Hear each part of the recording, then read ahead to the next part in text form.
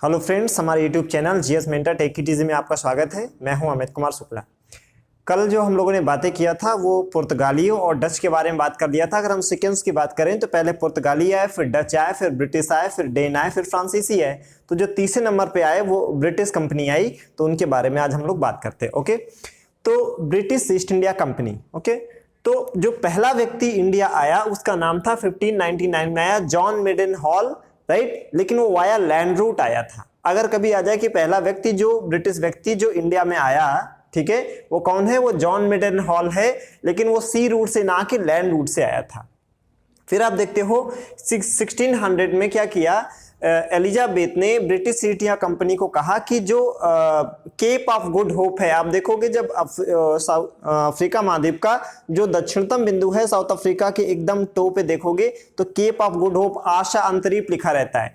तो महारानी एलिजाबेथ ने चार्टर के द्वारा कहा कि जो ब्रिटिश ईस्ट इंडिया कंपनी है उसको केप ऑफ गुड होप की जितना ईस्ट में कंट्रीज हैं उनके साथ में ट्रेड करने का अधिकार है। ये बात है 1600 की।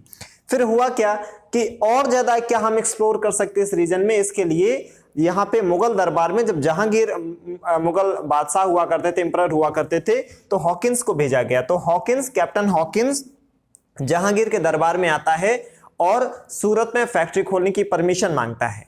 ओके, तो वो परमिशन तो ब्रिटिश जहांगीर दे देता है, लेकिन मुगल दरबार में जो पुर्तगाली है उनका दबदबा इतना ज्यादा होता है कि फाइनली वो फैक्ट्री लगा नहीं पाते हैं। तो फिर हुआ क्या इसी दौरान कि 1611 में जब उनको सूरत में परमानेंट फैक्ट्री लगाने को नहीं मिला तो ब्रिटिश कंपनी ने क्या किया कि 1611 में 1611 में मसूलीपट्टनम जगह पड़ती है आंध्र प्रदेश में, वहां अपना एक टेम्पोरेरी फैक्ट्री उन्होंने लगा दी। ठीक है, क्योंकि 1608 में सूरत में परमानेंट फैक्ट्री लगाने को नहीं मिला था, तो 1611 में मसूलीपट्टनम में लगा दिया।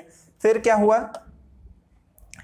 कि 1612 में आप देखोगे कि स्वेल्ली का युद्ध हुआ, बैटल ऑफ स्वेल्ली। तो जो स्वेल्ली का युद्ध हुआ किसके बीच हुआ, ब्रिटिश और पुर्तगालियों के बीच में। उसमें हुआ क्या, ब्रिटिश ने बहुत बुरी डिफीट दी पुर्तगालियों को, और पुर्तगालियों का जो भय था वो ब्रिटिश के मन से तो खत्म ही हुआ, वो मुगल दरबार से भी खत्म हो गया कि चलो कोई तो आया है जो पुर्तगालियों को उनकी औकात याद दिला सकता है। क्योंकि पुर्तगाली बहुत ही दुष्ट टाइप के थे। आप पिछले लेक्चर में आप देखे हैं कि किस तरह वो कार्टेज पद्धति लगाते थे और वसूली किया करते थे। तो मुगल दरबार के मन से भी जो पुर्तगालियों का भय था वो खत्म हो गया इस स्वेल्ली के युद्ध के बाद।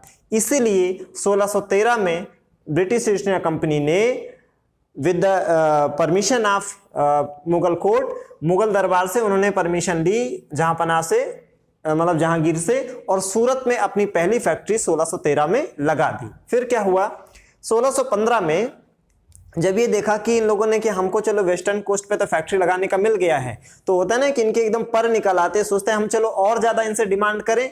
और बड़ा अच्छा काम ये करते थे कि जिनसे परमिशन लेना है उनकी वीकनेस पहले ही पता कर लेते थे कि कौन से ऐसी चीजें हैं जो इनकी कमजोरी हैं, जिनकी वजह से हमारी बात मानेंगे ही मानेंगे, राइट।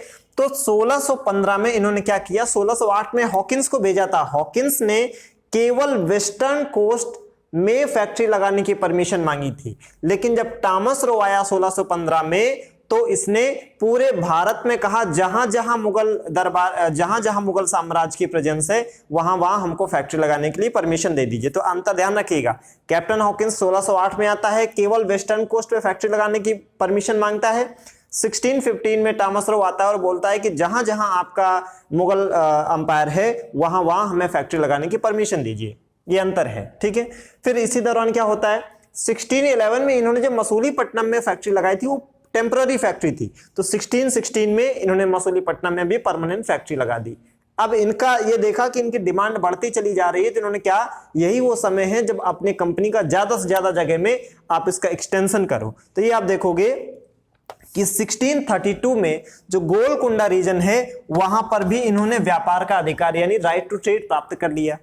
फिर 1633 में इन्होंने उड़ीसा में अपनी पहली फैक्ट्री लगाई। ये इंपॉर्टेंट है, इसको आप याद रखें। क्या कहा जाए कि ईस्टर्न पार्ट ऑफ इंडिया में ब्रिटिश ईस्ट इंडिया कंपनी ने जो अपनी पहली फैक्ट्री लगाई वो कहां पे लगाई, तो ध्यान रखना है पूर्वी भारत में जो पहली factory British east India company ने लगाई वो 1633 में लगाई, और कहां पे लगाई, वो उड़ीसा में लगाई। ये पूर्वी भारत की बात कर रहे हैं। इसी दौरान ये क्या करते हैं, साउथ में भी पहुंच गए। देखिए वेस्टर्न से शुरू हुए, ईस्टर्न में पहुंचे और अब साउथ में भी पेनिट्रेट कर गए। 1639 में जो मद्रास का राजा था उससे इन्होंने, ठीक है, क्या कर लिया, 3 परमिशन ले ली। किस चीज की परमिशन? कि ये जो रीजन है आसपास का, इसमें हमको फोर्टिफिकेशन का राइट दे दीजिए। फोर्टिफिकेशन मतलब किलेबंदी। किलेबंदी आप कब करते हैं?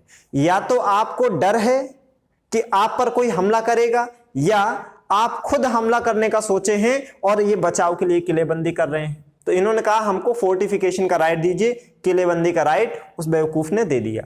फिर उनका हमको राइट टू एडमिनिस्ट्रेशन भी दे दीजिए, प्रशासन चलाने का अधिकार। उन्होंने कहा ठीक है जाओ, ये भी दिया। फिर उन्होंने कहा कि इतना सब कुछ दे रहे हैं तो सिक्का, हम जो व्यापार करेंगे तो उसके लिए हमको कॉइन्स तो चाहिए होंगे ना, सिक्का ढालने का अधिकार भी दे दो, कॉइन मिंटिंग का राइट दे दो। उसने कहा तथास्तु, ये भी ले जाइए। ठीक, अब आप बताएं, आज के समय भी जो कॉइन की मिंटिंग होती है वो गवर्नमेंट करती है, ठीक है। तो सिक्का ढालने का अधिकार और प्रशासन का अधिकार तो सरकार का होता है। यानी इन 3 छूटों को पाने के बाद ब्रिटिश कंपनी उस पर्टिकुलर रीजन में सरकार की हैसियत प्राप्त कर ली। और जब इतना सब कुछ उसने हासिल किया तो क्या किया, वहीं पर उसने अपना एक फोर्ट बनाया जिसको कहा जाता है फोर्ट सेंट डेविड। कहां बनाया? मद्रास के राजा ने परमिशन दी तो जाहिर सी बात है मद्रास में बनाया होगा। तो ध्यान रखिएगा, यूपीएससी में क्वेश्चन पूछा जा चुका है 2008 में कि जो पहला इन्होंने अपना फोर्ट बनाया था वो कौन सा था। तो Fort Saint Angelo, Fort Saint George, Fort William और फोर्ट सेंट डेविड, 4 ऑप्शन दिए रहेंगे। तो कौन सा है? Fort Saint David. और कब, कहां बनाया था? मद्रास में। ये 1639 की बात होगी। यानी क्या कर रहे हैं ये, इन्होंने ये था भी ले ली कि भारतीय राजा ना केवल हमें व्यापार में राहत दे सकते हैं बल्कि मद्रास में इन्होंने ये एक्सपेरिमेंट भी कर डाला कि ये हमको सरकार की हैसियत भी दे सकते हैं। अब ये नुस्खा ये अन्य जगह भी अपनाने की कोशिश करेंगे, क्योंकि मद्रास के राजा ने क्या कहा कि आप ऐसा करें। लेकिन अब मद्रास के राजा को भी तो कोई फायदा हुआ होगा, तो इन्होंने कहा कि इस रीजन में जो आप व्यापार करेंगे उसमें से हमको भी हिस्सेदारी चाहिए, जो मुनाफा जो होगा उस प्रॉफिट में हमको प्रॉफिट चाहिए, मतलब शेयर चाहिए। कंपनी ने कहा कोई दिक्कत नहीं, आप तो हमारे लिए इतना कर रहे हैं, हम थोड़ा बहुत तो कर ही सकते हैं। आगे क्या डेवलपमेंट देखिए फिर क्या हो रहा है। 1660 यही सब इनका जब आगे चलता जा रहा है तो इसी बीच क्या होता है कि जो ब्रिटिश राजकुमार होता है उसकी जो शादी होती है वो पुर्तगाली राजकुमारी से हो जाती है। तो उन्होंने दहेज में बंबई दे दिया। मतलब दहेज ये होता है जो आप खुद कमाते हैं, तो उन्होंने दहेज मतलब डॉवरी में बंबई ही दे दिया ब्रिटिश को। तो अब ब्रिटिश के पास एक और अच्छी चीज हो गई कि अब उनके पास मुंबई जैसा बड़ा पोर्ट हो गया जो उनको व्यापार में तरक्की दे सकता है, और उनके अगर उनको कभी जरूरत पड़ेगी अपने नेवल फोर्स बुलाने की तो इतना बड़ा पोर्ट है, वो अपने नेवल फोर्स भी आसानी से बुलाएंगे।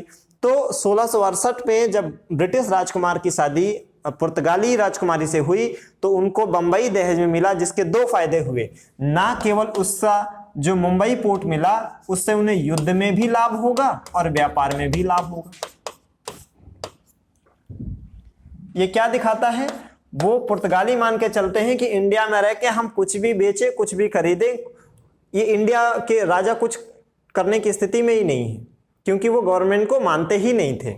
अब क्या हुआ, इसी दौरान जब इतना सब कुछ हासिल करते चले जा रहे हैं तो उनको लगा कि अभी वो समय है कि हम जैसे चाहें वैसे करें।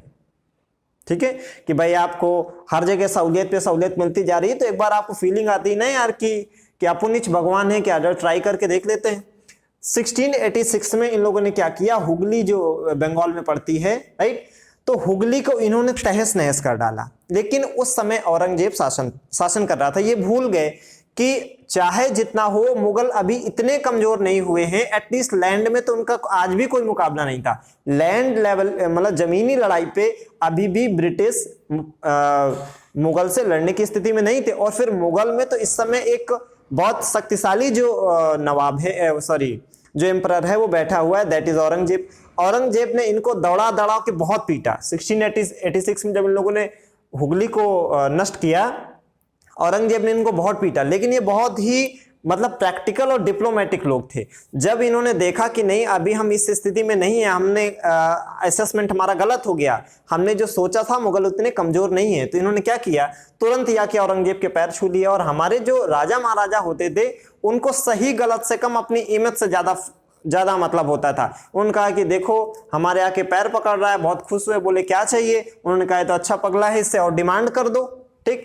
तो 1691 में औरंगजेब से उन्होंने कहा कि बंगाल में हम जो व्यापार करें उससे हमको राहत दे दो। तो क्या लिखा है, औरंगजेब ने बंगाल में व्यापार पर कर से मुक्ति दे दी कि ठीक है, आप बंगाल में जो ट्रेड करोगे उसमें से हम आपको टैक्स एग्जेम्पशन दे रहे हैं, आपको टैक्स नहीं देना पड़ेगा।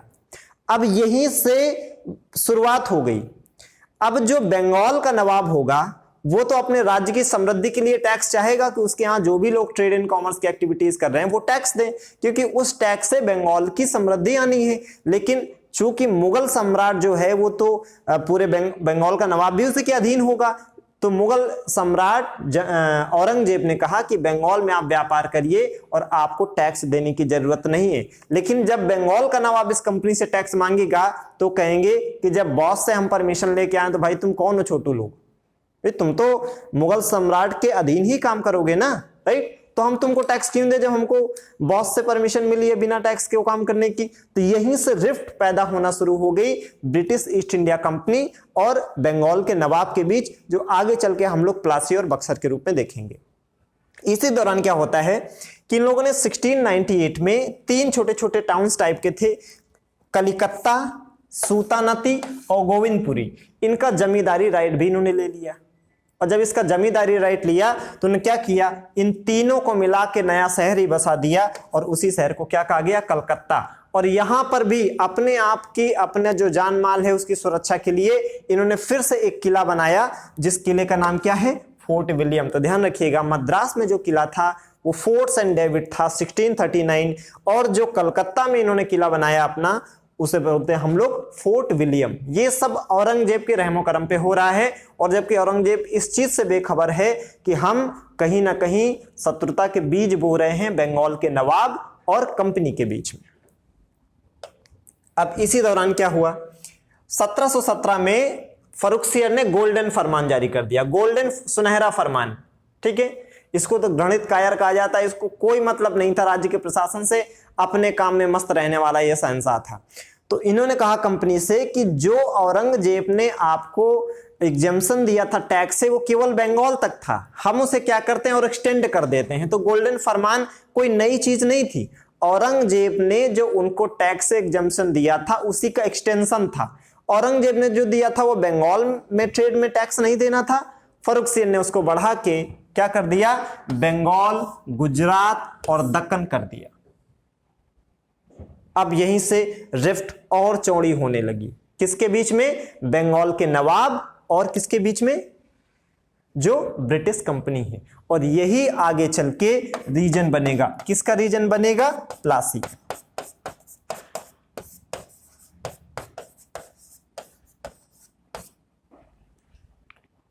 ठीक है, तो प्लासी अभी बाद में आएगा। 1757 में ब्रिटिश ईस्ट इंडिया कंपनी का जो डेवलपमेंट इंडिया के अंदर हो रहा था वो हमने बहुत अच्छे से देख लिया। अब हम जो नेक्स्ट वीडियो में देखेंगे वो फ्रेंच के बारे में देखेंगे। उसके बाद हम लोग जो कर्नाटक वार है, भाई वो पुर्तगालियों को पहले पराजित कर चुके हैं, स्वैली के युद्ध के बाद उनकी कमर तोड़ दी, बेदरा के युद्ध के बाद डचों की कमर तोड़ दी, इंडिया में मजबूत स्थिति अपनी बना ली है। तो अब काम क्या होगा, बट डेन तो उसमें कुछ है ही नहीं पढ़ने लायक, फ्रांसीसी अभी एक थ्रेट है। तो अब क्या करेंगे हम लोग, फ्रांसीसी कंपनी का जो भी स्टैब्लिशमेंट है उसको पढ़ेंगे। उसके बाद अभी जो तीसरा जो सबसे बड़ा पावर जो ब्रिटिश को परेशान कर सकता है वो फ्रांसीसी है। तो थोड़ा बहुत फ्रांसीसी कंपनी के जानने के बाद हम लोग ये देखेंगे कर्नाटक युद्ध के बारे में, राइट, जो आपको देखेगा ब्रिटिश और फ्रांसीसी कंपनी के प्रतिद्वंदिता के बारे में। कर्नाटक युद्ध में जब शिकस्त दे देते हैं इसको फ्रांसीसियों को ब्रिटिश कंपनी, तो उनके जितने एक्सटर्नल कॉम्पिटिटर्स थे वो सारे समाप्त हो गए, पुर्तगाली समाप्त हो गए, डच समाप्त हो गए, फ्रांसीसी समाप्त हो गए। अब वो क्या करेंगे कि अब एक दौर शुरू होगा भारत विजय का, जिसे कहा जाएगा ब्रिटिश कॉन्क्वेस्ट ऑफ इंडिया। तो हम लोग इसके बाद फ्रांसीसी कंपनी के बारे में पढ़ेंगे, फिर हम लोग कर्नाटक युद्ध के बारे में पढ़ेंगे, और उसके बाद पढ़ेंगे हम लोग ब्रिटिश कॉन्क्वेस्ट ऑफ इंडिया, जिसमें स्टेट वाइज हम लोग पढ़ेंगे। तो फिर बंगाल को पढ़ेंगे, मराठों को पढ़ेंगे, सिख को पढ़ेंगे और सो ऑन। तो आई होप आप इसे इतना समझ पाए होंगे, ठीक है। और अगर आपको ये अच्छा लगता है सो प्लीज आप क्या करें, इसको लाइक करें, शेयर करें, सब्सक्राइब करें, राइट, ताकि जब भी मैं वीडियो बनाऊं तो आपके पास सबसे पहले पहुंच जाए। ठीक है, थैंक यू।